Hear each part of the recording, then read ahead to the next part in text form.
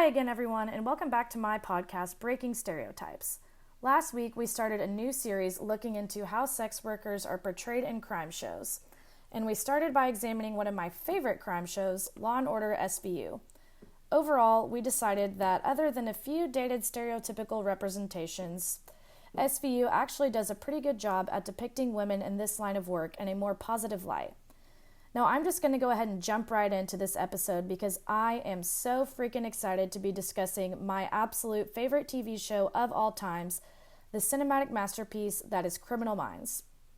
I honestly could have a whole podcast solely dedicated to my love for this show, but I digress. The specific episode we're going to be taking a look into today is from Season 2, Episode 11, called Sex, Birth, Death. In this episode, the detectives at the BAU are trying to find a serial killer who has been going on a killing spree targeting local prostitutes in D.C. We end up finding out that the killer's motives behind these murders was to cleanse the town of, quote, impurity. One of the clues that the detectives found was a memo that the killer wrote about killing these prostitutes, where he made remarks like, "Whores meander at every corner and work in every alley. They are low women, they walk among us, sick with sin," and another one stating, "We must exterminate them." Another interesting tidbit of information from this episode was when Dr. Spencer Reid noted that prostitutes are the number one serial killer target, which is both horrifying and terribly sad. I would argue that all of these details and bits of information from this episode are a fairly decent representations of our society's attitudes as a whole towards women in sex work.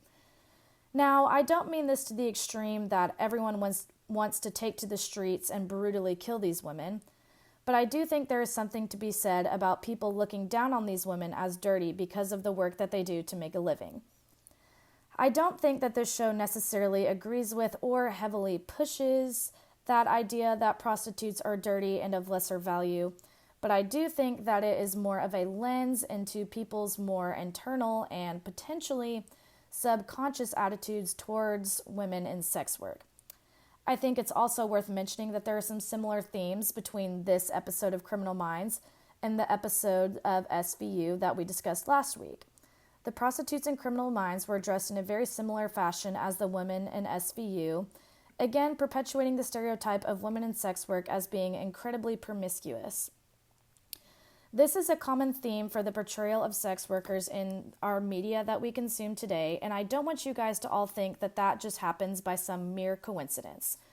I know it is so much easier for us to watch our shows and simply take everything at face value without reading into any sort of deeper message.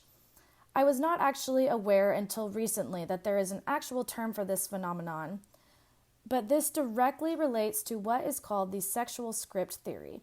And before you all decide to switch off this podcast but it sounds boring and like school, I think it is crucial now more than ever for us to have at least some form of awareness for how the media tries to influence us in our beliefs. Plus, I just find this super interesting, so I hope that y'all do too.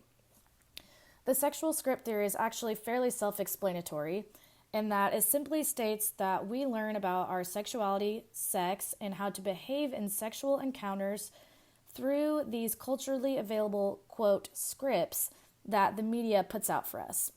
Let me give you all an example that will make this much more clear as to why I'm even bringing up this theory in my podcast in the first place. One main sexual script that is prominent in today's media that we consume is its consistent depictions and portrayal of women as sex objects, meaning that the main role that these women served in shows and media like this is for sexual pleasure and gratification, making them seem less like real people and more like objects.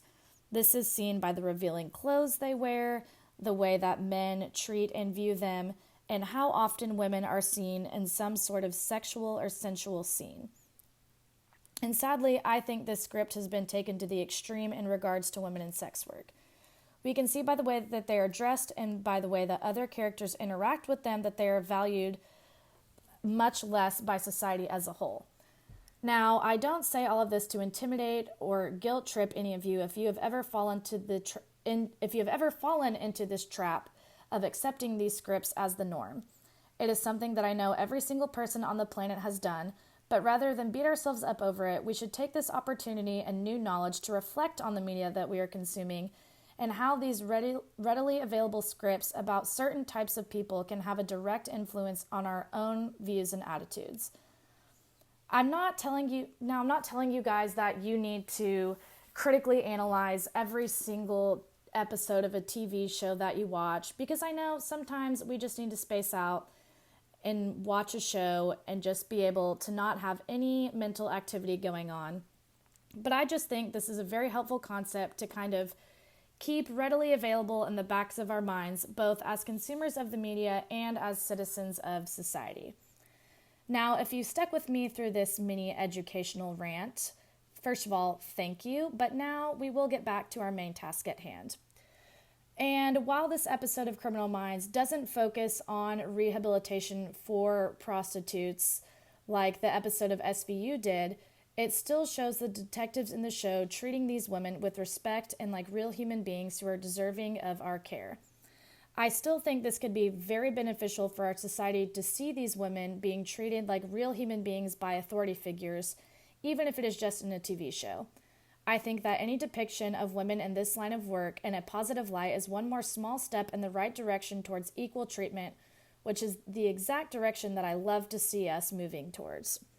Overall, I think we should view this episode of Criminal Minds as a way to reflect on our societal standards and how we could change these to better help all types of people reach the respect they deserve, especially women who are involved in sex work. And now, once again, with all this being said, it is time for the grand reveal of my very official rating of this episode of Criminal Minds and how it depicts women in sex work. And a drum roll, please. Brrr. I give Criminal Minds a very firm 7 out of 10. I think this episode is great and that it provides the viewer room to reflect on their own attitudes towards women in sex work, and it also has the potential to begin to challenge any negative views. However, there still are a few dated stereotypes that were presented in this show that could still be overcome. So, if you're like me and are still totally obsessed with Criminal Minds and my favorite man, Spencer Reid, no worries, because I still fully plan on binge watching this show sometime probably later this week. It doesn't need to be canceled just yet. Thanks again for tuning in, guys, and I'll catch y'all back here next week when we dive into an episode of NCIS. Take it easy, folks.